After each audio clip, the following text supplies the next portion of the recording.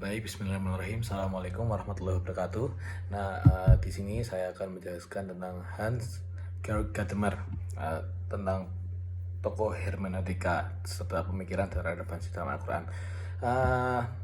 Dilahirkan di Marburg pada tahun 1900 dari seorang ahli kimia. Ia sempat menimba ilmu di Breslau, tapi kemudian kembali lagi untuk belajar filsafat pada para filosof neo-Kantian.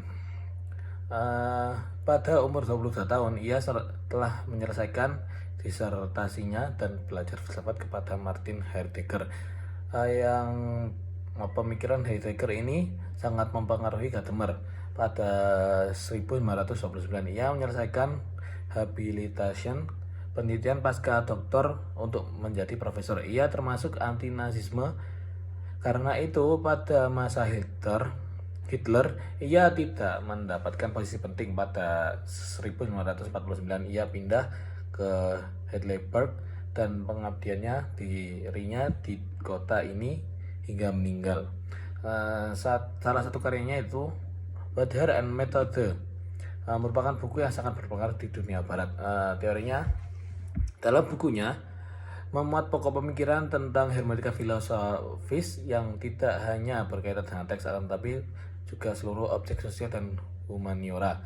Walaupun bahasa adalah objek utama hermeneutikanya, di dalam bukunya memang tidak disebutkan secara eksplisit maupun eksplisit tentang metode penafsiran tertentu terhadap teks, dengan dalih bahwa dia tidak mau terjebak pada ide universalisme untuk semua bidang sosial dan humaniora sebagai yang pernah digagas oleh Dilthey. Meskipun demikian, teorinya dapat memperkuat metode pemahaman atau penafsiran objek tertentu, termasuk teks tertulis. Setidaknya dapat digolongkan menjadi 4 teori pokok hermeneutika Gadamer. 1. Teori kesadaran keterpengaruhan oleh sejarah. Setiap penafsiran pasti berada pada suatu tertentu yang mempengaruhi pemahamannya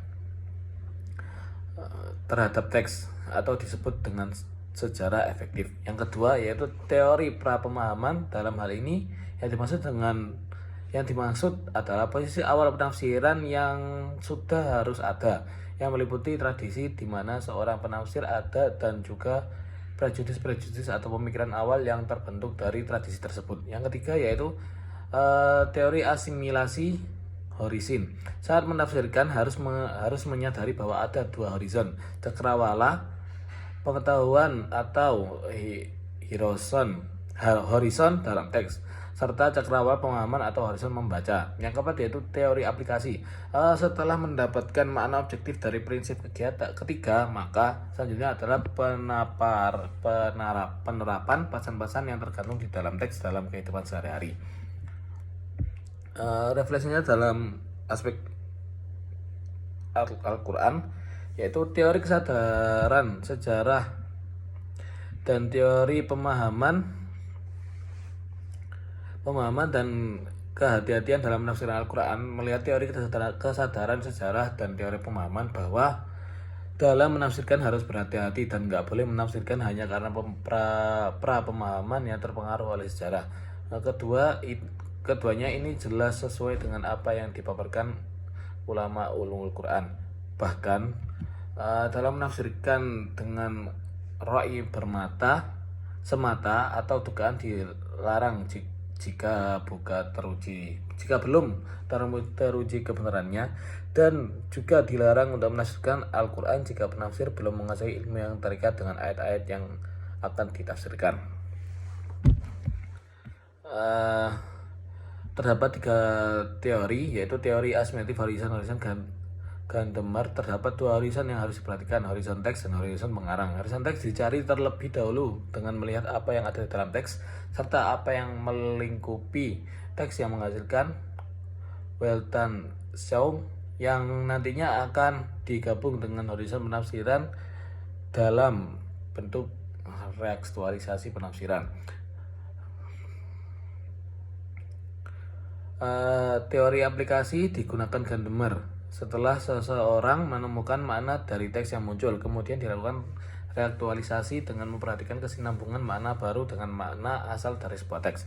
Teori tersebut kiranya dapat diterapkan dalam praktik penafsiran Al-Quran yang biasa disebut dengan makna jumangza, yang dimaksud adalah salah satu bentuk interpretasi yang memperhatikan makna asal maupun makna yang terdapat dalam dirinya. Interpretasi ini dilakukan dengan cara memperhatikan konteks tekstual dengan analisis bahasa sebagai basisnya dan konteks sejarah di mana teks itu muncul dengan analisis historis sebagai instrumennya. Terima kasih, itu saja yang bisa saya sampaikan tentang tokoh Gandamer. Wabillahi taufiq wal hidayah. Jika ada salah kata mohon dimaafkan. Wabillahi taufiq wal hidayah. Wassalamualaikum warahmatullahi wabarakatuh.